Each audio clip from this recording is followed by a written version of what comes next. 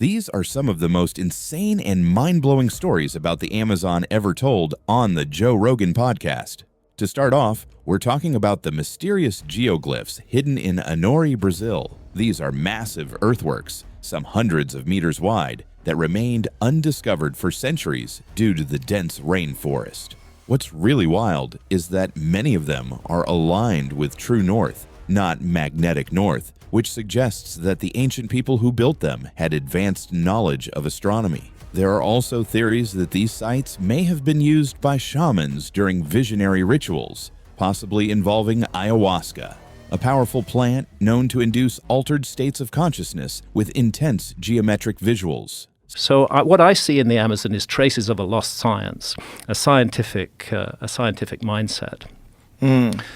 Can I show some pictures of these geoglyphs? Please. We have to hook up the magical HDMI. And I'll just show a few slides of them. I forget which side the HDMI is in. I think it's in that side. Careful with the water. Yeah. Got it? Okay. Are we on screen? We will be momentarily. Here we go. Yeah, so this shows the Amazon, 6.7 million square kilometers. There's still 5.5 million left covered by rainforest. That's bigger than the entire subcontinent of India. And hardly any archaeology has been done. And the archaeology that is being done is fascinating. And it's particularly in the state of Acre, in the southwest of Brazil, that we're seeing these extraordinary geoglyphs. Now, I'm on the left there. That's Martti Parsanen from the University of Helsinki. And that is Fabio Filho, who's the LiDAR expert. And that's Alceu Ranzi, who's a Brazilian geographer and archaeologist. And we're looking at the latest LiDAR discoveries. And there I'm about to take off in a plane with these two guys. It was just incredible to fly over there. I've flown over the Nazca lines many times, but to fly over this and to see these huge earthworks on a scale of hundreds of meters sitting there, often encroached on by farms, was very, very, very exciting. And what's the conventional explanation for these things? There is no conventional explanation because really it's only begun to be studied. Alceu first noticed them on an overflight more than 20 years ago, but it's only relatively recently that they've started to get the funding. And I want to pay tribute to Eugene Jong, who is a philanthropist who has provided funding for these guys to continue their work, and who's also provided funding to the Comet Research Group, and who's also provided funding for the DMT research that's being done at UCSD. What's his name? Eugene Jong. He's a brilliant Eugene guy. Jong. J-H-O-N-G. He's a brilliant philanthropist, and he's so open-minded, and he's looking to support research in areas that the mainstream just won't touch. That's amazing. So Good we're looking at him. Fazenda Cipoal here, where we have an octagon with rounded corners. And then this is Santa's shot of the same place. And you can see what's going on. You see the smoke in the background there? Mm-hmm. That's the Amazon burning. That's settlers clearing the Amazon to create more farms. But in the foreground, we have this enormous geometrical event, which is a huge oval surrounding a square. And did they find this once they started clearing? Is that when this... This was found as a result of the clearances. Okay. That's how it became... Archaeologists became aware that these things exist. So before that, this was completely covered with trees? Completely covered with rainforest. It was only it's a sort of mixed blessing or mixed curse, if you like, right. Because the clearances made it possible for us to know that these things exist. But the clearances ultimately will destroy the entire Amazon if they're allowed to continue. Jacossá, on the left, a square surrounding a circle. And here's a couple of Santa's shots of Jacossá. You can see there's a large square earthwork and a circle in it. That's almost, not quite, but almost like the Greek exercise of squaring the circle. It's like geometrical exercises are taking place here in the Amazon. Again, a square with these curious scallops cut into the side of it and a circle. There's just so much of this of this stuff. Taquino, absolutely giant geoglyph. And these things really, on the old view of the Amazon, shouldn't exist. They involve enormous expenditure of effort. Creating these earthworks is a huge job. If there were if there was a lot of stone in the Amazon, I think we'd see stone circles on them as well. There's one place further north called Rego Grande where there is an earthwork with a stone circle in it because stone is locally available. So do you think this was the base of a structure? Like, what is the speculation? No, I don't think so. I've talked to indigenous people there who still respect and revere them. And they say that they were for shamanic journeying, that the population would gather within them, that there would be certain areas that might be reserved for the shamans. For example, the square on the left, those two cut out areas, top left and right of that square, it suggested that shamans were in there and the rest of the population were in the other area, and they were undertaking visionary journeys, perhaps using ayahuasca. Of course, the Amazonian peoples are experts in the properties of indigenous plants. So this is their folklore, or this is their story? Yes, this is the story of indigenous so that's indigenous what they people. say. I talked to an Apurina elder, and he said, we don't know exactly why these places were made. They were made so long ago, but we respect them, we revere them, and we think that they were used by shamans in the distant past. So they were aware of them before the clearing and everything? They were aware of them before the clearing, and Did they revered use them. They Yes, they used them, and they still have community gatherings in them. No, Yep. they weren't a base for structures. I'm drawing attention here to Severino Calazans, this large square on the left there, which has coincidentally the same footprint as the Great Pyramid of Giza. It just shows you the size of that enormous earthwork. But it's a mystery. More work needs to be done, and much more needs to be surveyed. And thanks to LiDAR, that can be done non-invasively. We can spot these things. Very small teams can go in and do a bit of excavation there and figure out what was going on. I think the story is going to go back further and further into the past. Is there any evidence of wood structures? Like, did they make buildings out of wood back then? Not that I'm aware of. When did people start using wood as a structure? I think you can trace wood back as a structure hundreds of thousands of years. But when did they start using it in, like, if you see like the ancient Mayan civilizations, what you find in the Amazon, you don't find ancient wood structures, do you? I think that's largely an artifact of the fact that wood doesn't preserve very well. Right. So how do we know that there weren't wood structures? There may well have been over these. There may well have been, which Right. have just rotted away, Right. and gone. There may well have been wooden structures there. Because it kind of looks like foundations. It does look like foundations, and it's just a very weird thing. But I think the main point is Someone made it.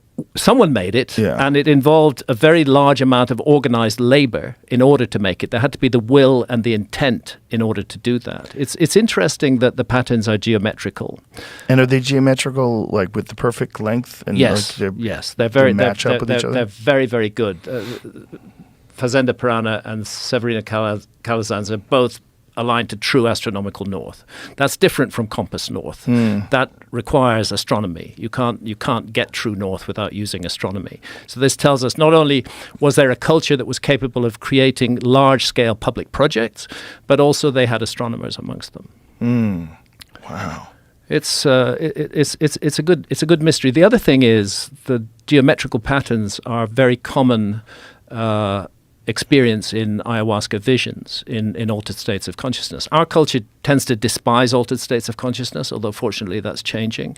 But in the Amazon and many indigenous cultures, they're regarded as extremely important, that we can't confine ourselves to the everyday wide-awake state of consciousness that requires us to interface with the physical world. There are other states of consciousness which are also valuable and which bring teachings. And it's just one of those facts that most people who drink ayahuasca, most of the time, at some point will experience geometrical visions. So there's a question: is there a connection here between the use of ayahuasca and the geometrical patterns? There's a huge rock wall has been found in the Colombian Amazon, Serra de la Lindosa, which I'm hoping to get to this year.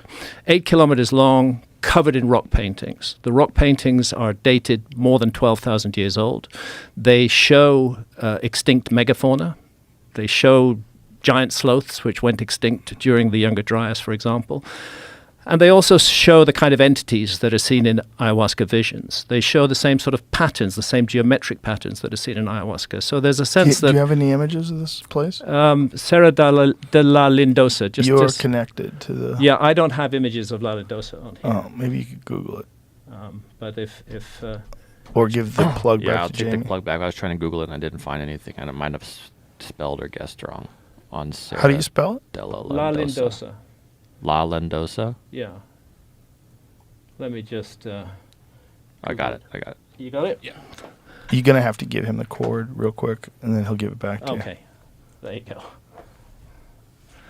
go.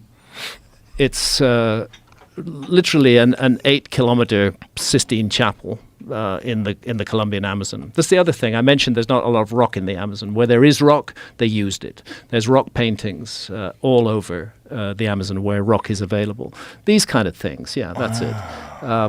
These are characteristic of ayahuasca visions, but in this case, they're more than 12,000 years old. Now, does that prove they were using ayahuasca 12,000 years ago? No. But that's very similar to like a tryptamine vision, though. Totally. It does suggest that some tryptamine was being accessed at that time and resulting in these visionary images. Boy, they shitty drawers, weren't they? Their drawing was terrible. But bear in mind that they're clambering 100 feet up a sheer cliff in order to do a better job. It's ridiculous. Create these paintings. The people were so fat. Are those people or sea turtles? What are those things? It's really interesting to see. So this is 11,000. How old? 12,000. 12,000 plus. Yeah, 12,000 plus years old. It's interesting because if you see the paintings that they found in that cave in France, those are 30 plus thousand years old. Oh yeah, there's paintings in France. If you go to Chauvet, you're looking 36,000 years old. Can you go to those, Jamie? Hohenstein-Stadel in Germany. That's that amazing Werner Herzog documentary. They often have. I think was the Cave of Dreams. Cave of Dreams. Yes. Yeah. They often Look at have. that. We're looking at Lascaux. Hang on the. Yeah, we're looking at Lascaux there. The bull painting there is interesting. Were better artists. They were. They were. I have to confess, they were quite a bit better. This art is very good. If you go, Jamie, to the NPR, the painting of a bull, one step left from where you are, that one.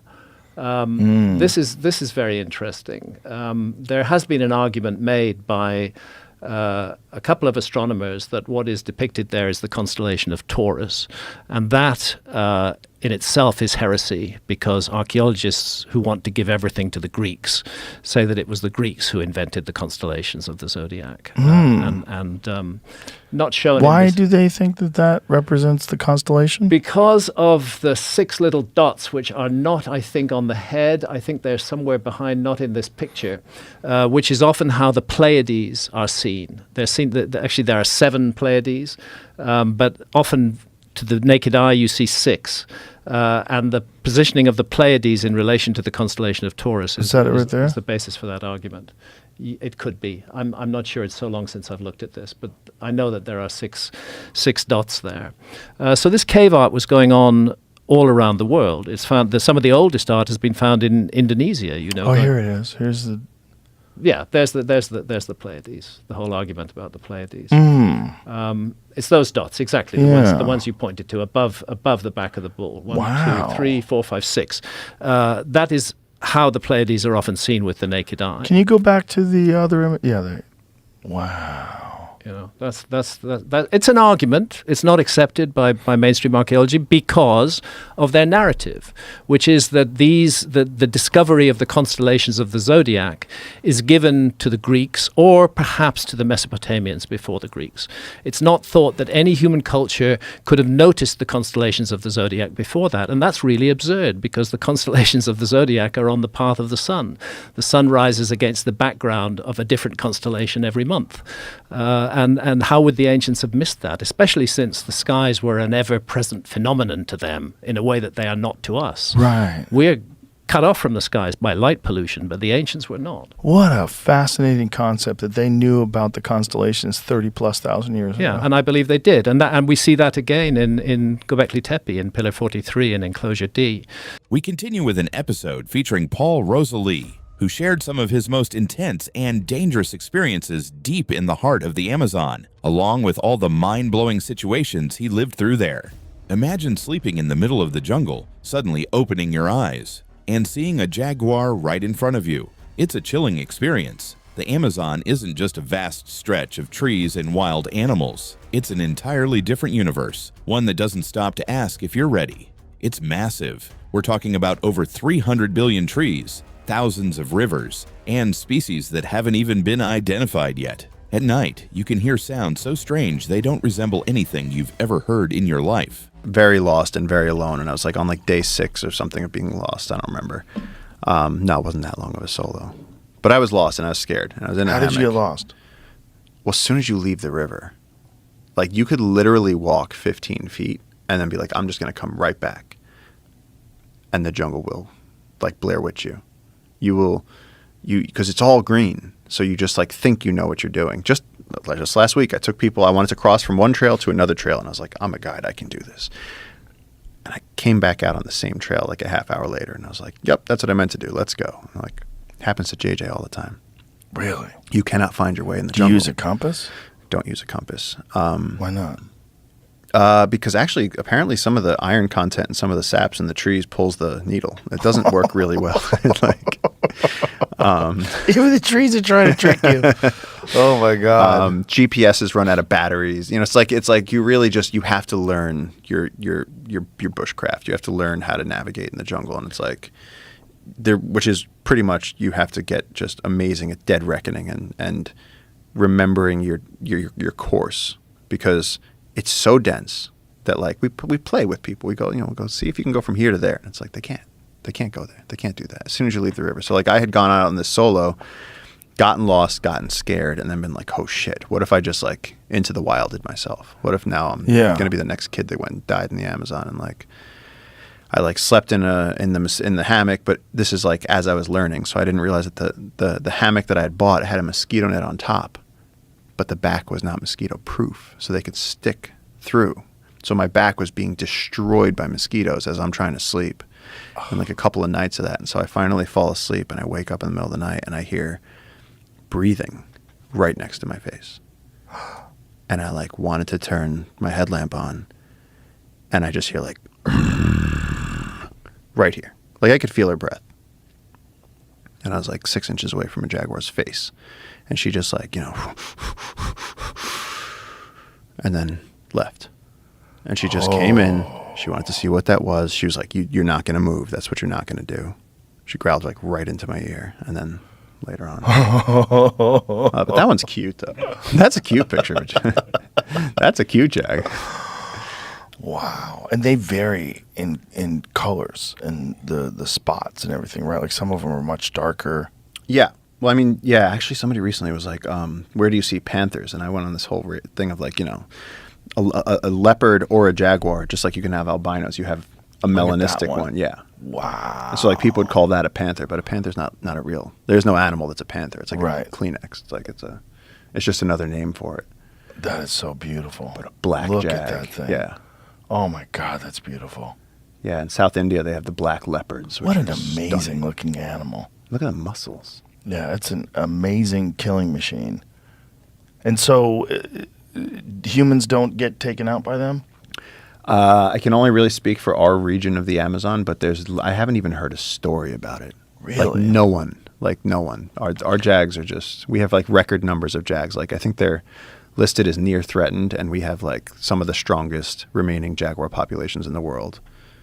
It's incredible. And like you barely see them. We barely see them. The last one I saw was 2 years ago, and some people like go their whole lives without seeing them. Really? Yeah. Well, because people walk off into the jungle and they don't realize people. It's so funny living in the wild and seeing people show up there, and it's like people come and they're like, they smell like shampoo and cologne and bug spray and deodorant, and they're just like, if to an animal that has such better senses than we do, they might as well just have like sirens on them, and like you are this shiny glittering foghorn of attention in the jungle, and like every animal is going to run away from you. And so people are always like, how come you go out and you see so much stuff? And it's like, I only shower in the river. I live out in the jungle. I smell like they do. Like I'm out there for weeks, and it's like I'm not going and like shampooing my hair. It's like, and so like to these animals, like they know when you're coming. Like a jag's just going to be like, oh, there's a human there. Do you wash with soap when you wash in the river? I do use a biodegradable soap. You have to keep your skin clean or else you just get infections. But like for the most part, like my clothing, everything, like I don't use anything that's scented. Because of that, because I want to be out there and just blend in, and that's whether I'm out in the field with elephants or whether you're out in in Africa or India or whether you're in the Amazon. I want to be sort of like included. I want to blend in, and so like not that long ago, I was checking a camera trap, and I thought it was we had students at our research station at the time, and I heard like the leaves going like and it was like September, so the jungle was dry. And I turned around and I was going to scare this person because I was going to be like, who walks that loud in the jungle? Like, you have no respect. And I turned around with my finger up, and this jag walked right by me on the trail and just went, what's up? And just kept walking. And I was like, finger up. And I was like, okay. Oh, Lord. But I took that as good because at least my like scent trail was so that he didn't know I was there. I could see it on his face. He didn't care. He was like, hey. But I mean, he was 6 feet away. He didn't even break his stride. He just walked by me and was like, yo, what's up?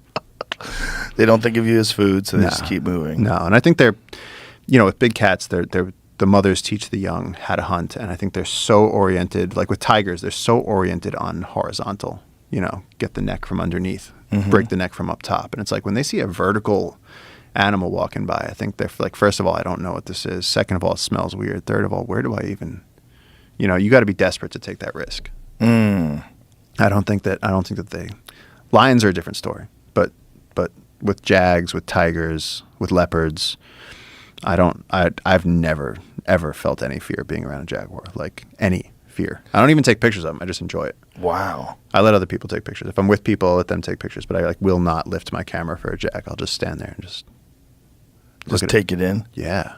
You get to see them so rarely. I don't want to sit there finally seeing one and then put another screen. Yeah, that's our camera. They've started them. That's from yours? Yeah. Wow, look at that thing. Yeah. That is so majestic. What an amazing animal. Those glowing eyes. Well, that's the crazy thing. You shine your headlamp into the night, and then when things look back at you, you got to wonder what it is. It's like,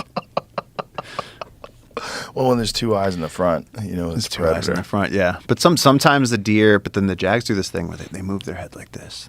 They try and see around your headlamp. They'll like do this little side to side thing. Like the deer, they'll just blink at you. They'll just blink, and so you start learning the eye shines. You start learning the. Because then you can be out there at night and you look at something and people are like, oh shit, dude, it's a jag. And it's like, no, it's a deer. When you were saying that the uncontacted tribe were speaking in monkey calls, what are they doing? So JJ's dad used to tell us, he said, if you're ever out in the forest and something doesn't sound right, he was like, get out of there. And he was like, because they will use the tinamou calls, like the undulated tinamou is like, but like we know what that sounds like, but we also know what it doesn't sound like. And so like every now and then you'll hear one that's, different. And like we all get freaked out because we're like, that's how we do it. That's how JJ taught me to do it. Like if there was a bunch of tourists right there and JJ wanted me to come over and like chill with him and we wanted to go hang, he would just do that. He'd get my attention. And like I know that it's not a tinamou. I know it's JJ. And so it's like they've taken that to a whole nother level where they can communicate. And so there was a group of guys who was upriver and they got surrounded. They heard monkey calls coming from different directions, and they realized that they were completely surrounded. And like at least one of the guys who was telling it to me, he got in the water and like crawled like a turtle and like escaped. And then the tribe showed up, and then there was this whole showdown where they actually shot one of the community members, and then one of the guys who knows some of their language was saying that it looked like they were mad with the guy that shot the guy. They were mad with him. Like they were like, why did you do that? Now there's going to be retaliation. Like, why did you shoot him? And like there was like a whole discussion happening while these people were like huddled in the stream waiting to see if they got killed too. So it's like I don't really, like, so when you get these loggers going in there, it's like, yo, we'll pay you to protect the rainforest, and like you don't have to do this. You don't have to be going into these areas that are that dangerous. So yeah, so at this point now, though, through all of this, though, established jungle keepers. We have 50,000 acres. We're trying to do 300,000 acres. And if we can do that, we'll basically be helping to establish one of the largest protected areas in the Amazon rainforest, which will encompass these uncontacted people. And they can stay uncontacted and they can stay safe and do whatever they want to do in the jungle, guarding the secret pyramids and the giant ground sloths or whatever the hell it is that they do. But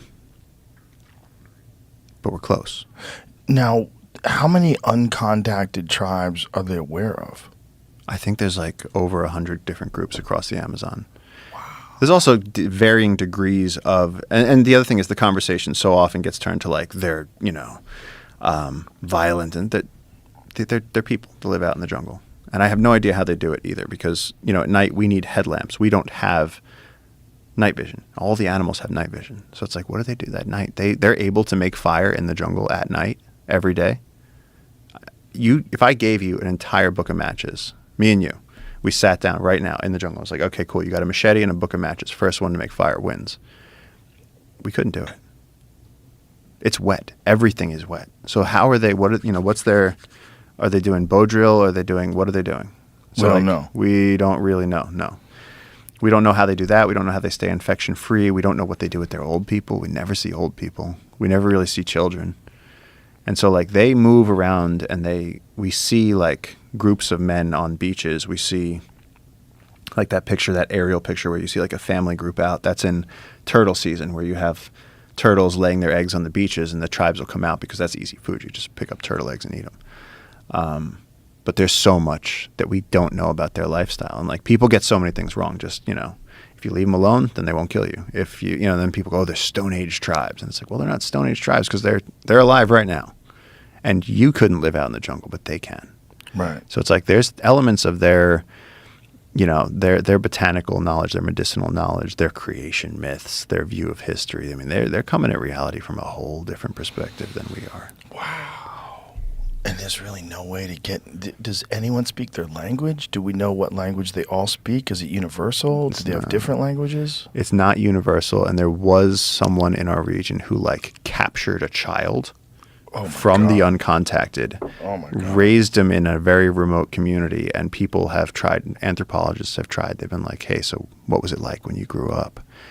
And it's dark. He's just like, I don't remember. Like, no one's been able to get any information out of him. How old was he when they captured him? I think 6. Like under 10 for sure. Does he not remember? Or does he just not want to talk about it? I don't know. There's all these underlying stories. Oh man, yeah. There's just.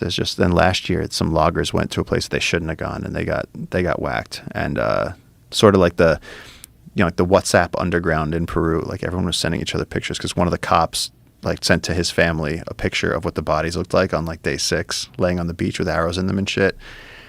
And it was like, oh my God. It was like this. It makes you stay in bed at night. You're just like, I am not going out.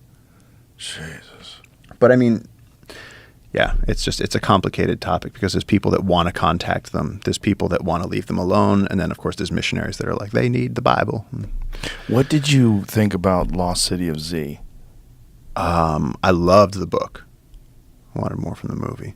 Of course. Yeah. There's only so much time and yeah. Hollywood fuckery. Oh, God. The book was fantastic. And that guy was out of his mind. Out of his mind. Out of his mind. Yeah. Percy Fawcett. Yeah. Percy Fawcett. But the fact that he could go on those expeditions and not get infected. Mm-hmm. I've been brutally hold on, let me show you. I'll show you this picture. I don't think there's any way of pulling this up, but oh my God. The jungle just gets into your skin. Oh, what is that on your face? MRSA infection. It started mosquito bites, and then I would scratch, and then you don't realize you're spreading it with your fingernails. And you go like this and shit. And so then, I almost died from that. But I was staying in the jungle to take care of an anteater. But it's how did you get free of that? If you're in the jungle, did you use antibiotics? Go home. You just go home. I had to go home at that point. I remember I got to JFK, and the guy, he looked down at my passport. He goes, "Yeah, what were you doing in Peru?" And then he looked up at me and he goes, "Buddy, what the fuck?" And I was like, "I'm just trying to get it." And he stamped it. He was like, "Go, go, go, go, go." He was like, "Go to the doctor." I can't believe they let me through. Right. You could have been infected with some crazy plague. Could have had monkey Ebola. Yeah. It looked bad.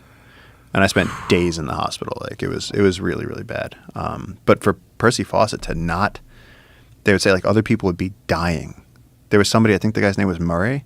He came from the Shackleton expedition. He'd already been out with Shackleton, so he was like, I'm a real explorer. And he didn't last any time with Fawcett. Because Percy Fawcett was just like, you can't keep up? Go die. You can go die with the mules. Like he just wouldn't stop. So my question is like, did he go out and eventually get killed, or did he eventually go out and like find the tribe that made him their king and just? There's no knowledge. There's no right? knowledge of it. Yeah, no one really knows what happened to him. And they right? said in that book that over 100 people have died looking for him since he left. Because then the other expeditions that have gone out, all of